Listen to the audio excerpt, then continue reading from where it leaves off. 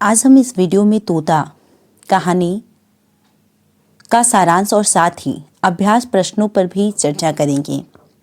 सर्वप्रथम हम तोता कहानी का सारांश जान लेते हैं, जो कि इस प्रकार है। एक तोता था जो अत्यंत मूर्ख था।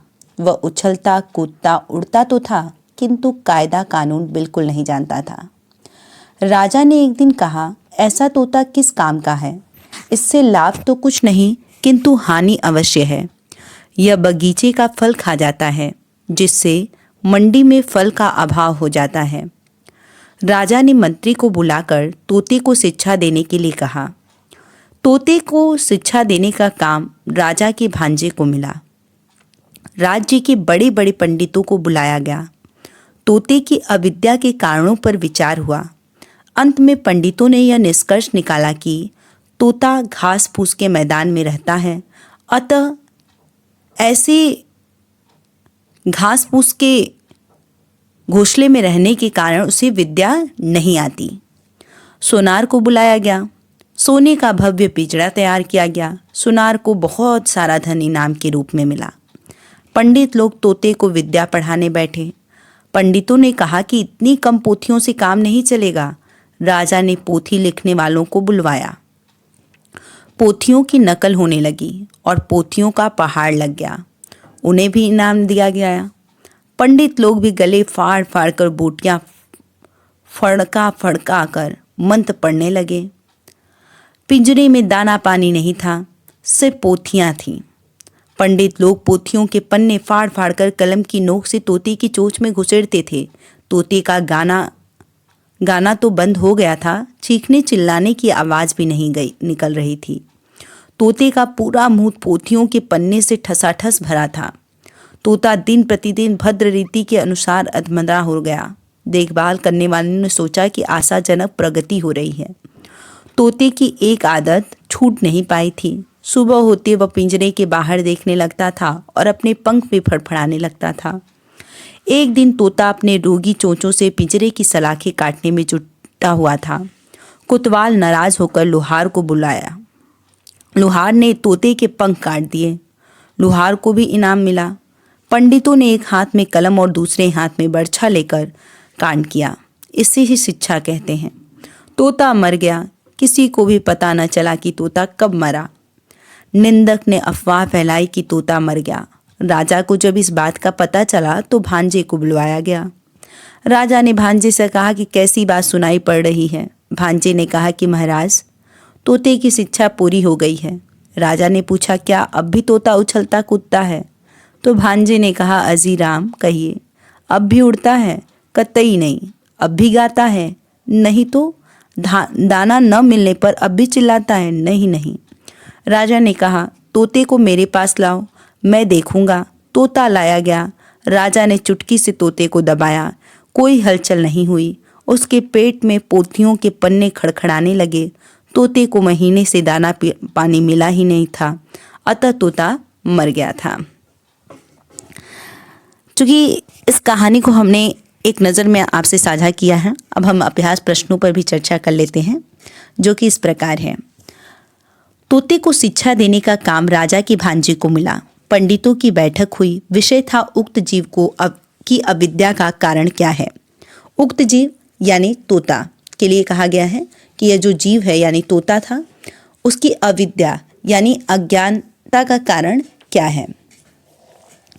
बड़ा गहरा विचार हुआ। सिद्धांत ठहरा, तोता अपना घोंसला साधारण खरपतवार से बनाता है। ऐसे आवास में विद्या नहीं आती। इसलिए सबसे पहले यह आवश्यक है कि इसके लिए कोई बढ़िया सा पिंजरा बना दिया जाए। राज पंडितों को दक्षिणा मिली और वे प्रसन्न होकर अपने अपने घर गए। प्रश्न, उपर्युक्त गद्यांश का संदर्भ लिखिए। संदर्भ में आप लिखेंगे कि प्रस्तुत गद्य पंक्तियां रविंद्रनाथ टैगोर द्वारा लिखित तोता नामक कहानी से लिया गया है। अगला प्रश्न है कि रेखांकित अंशों की व्याख्या कीजिए, यानी उक्त जीव की अविद्या का कारण क्या है। तो इसकी व्याख्या में आप लिखेंगे कि राज दरबार में जब तोते को बेवकूफ़ मान लिया गया तो इस बात पर विचार हुआ कि तोते को बुद्धिमान कैसे बनाया जाए। इस तोते की अविद्या का कारण क्या है, यानी यह तोता इतना अज्ञानी क्यों है। तब पंडितों ने विचार किया कि तोता अपना घोंसला खरपतवार से बनाता है, इसीलिए इसे विद्या नहीं आती। बस इतना आप लिखेंगे। अगला प्रश्न है कि तोते को शिक्षा देने का काम किसे मिला। तो आपने यहाँ पर देखा कि तोते को शिक्षा देने का काम राजा के भांजे को मिला। अगला प्रश्न है कि तोता अपना घोंसला किससे बनाता है। तो यह भी प्रश्न आपने देखा कि तोता अपना पिंजरा खरपतवार से बनाता है। तोता अपना घोंसला खरपतवार से बनाता है। अगला प्रश्न है कि दक्षिणा किसे मिली। तो दक्षिणा राज पंडितों को मिली।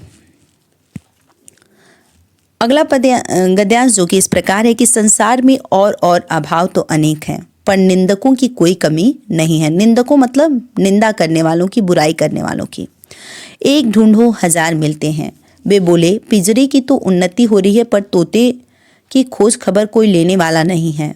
बात राजा के कानों में पड़ी। उन्होंने भांजे को बुलाया और कहा, क्यों भांजे साहब, यह कैसी बातें सुनाई पड़ रही है। भांजे ने कहा, महाराज अगर सच सच बात सुनना चाहते हो तो सुनारों को बुलाइए।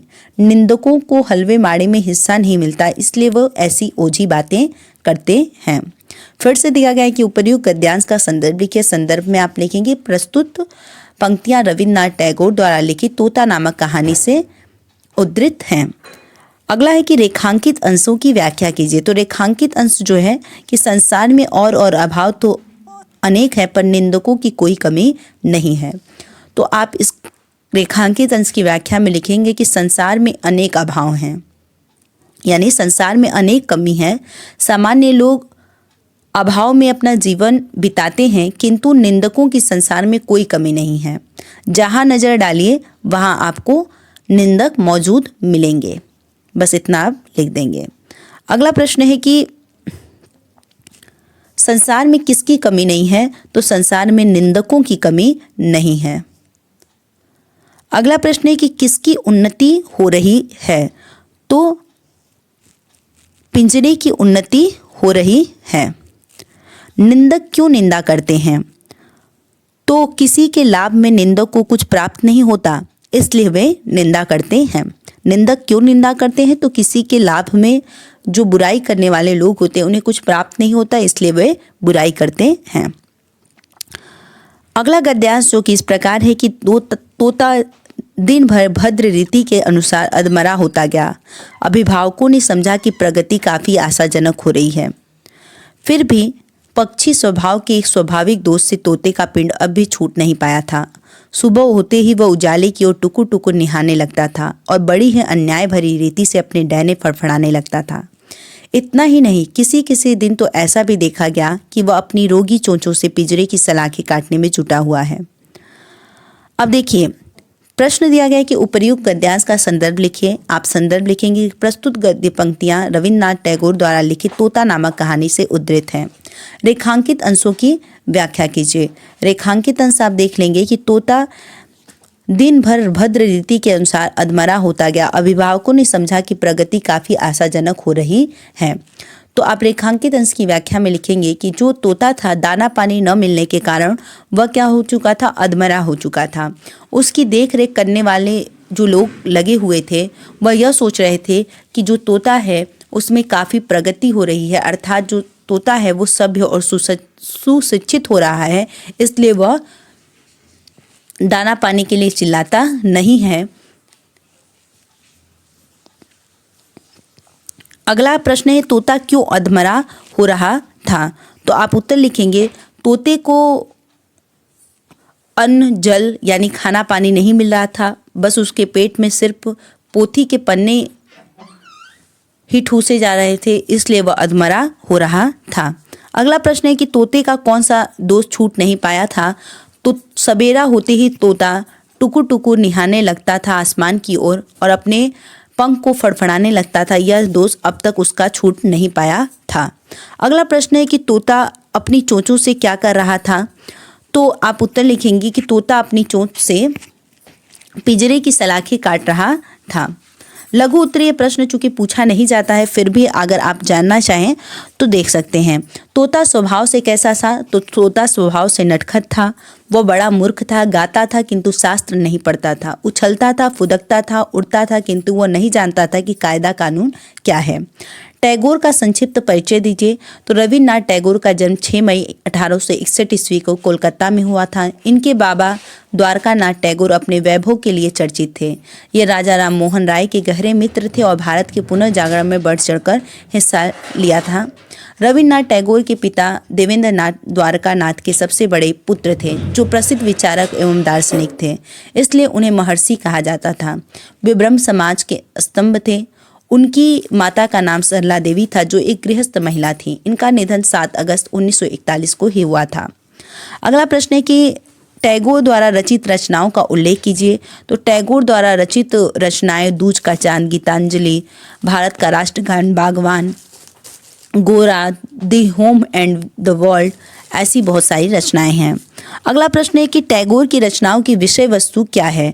तो टैगोर की रचनाओं की विषय वस्तु जो है धार्मिक भावना, देशभक्ति और देशवासियों के प्रति प्रेम से उत्प्रोत उनकी रचनाएं थीं। अगला प्रश्न है कि टैगोर मानव धर्म प्रेमी थे, स्पष्ट कीजिए। तो टैगोर एक गहरे धार्मिक व्यक्ति थे, लेकिन अपने धर्म को मानव धर्म के नाम से वर्णित करना पसंद करते थे। वे पूर्ण स्वतंत्रता के प्रेमी थे। उन्होंने शिष्यों के मस्तिष्क में सच्चाई का भाव भरा। प्रकृति, संगीत तथा कविता के निकट संपर्क के माध्यम से उन्होंने स्वयं अपनी तथा अपने शिष्यों की कल्पना शक्ति को सौंदर्य, अच्छाई तथा विस्तृत सहानुभूति के प्रति जागृत किया। अगला प्रश्न है कि तोते को विद्वान बनाने के लिए क्या किया गया। तो तोते को विद्वान बनाने के लिए राज पंडितों को बुलाया गया। बहुत सारी पोथियां मंगवाई गई और पोथियों के पन्ने को फाड़ फाड़ कर कलम की नोक से तोते के मुंह में घुसेड़ा गया। अंत में तोता मर गया। तोता क्यों मर गया? तो दाना पानी बिल्कुल नहीं दिया जा रहा था उसे, सिर्फ पोथियों के पन्ने फाड़ फाड़ कर कलम की नोक से उसके चोंच में डाले जा रहे थे। दाना पानी न मिलने के कारण और तोते के पेट में सिर्फ पोथियों के पन्ने होने के कारण तोता मर गया। आज के लिए इतना ही। फिर से जुड़ेंगे एक नए शीर्षक को लेकर। तब तक के लिए धन्यवाद। जय हिंद। महादेव। घर रहिए, सुरक्षित रहिए।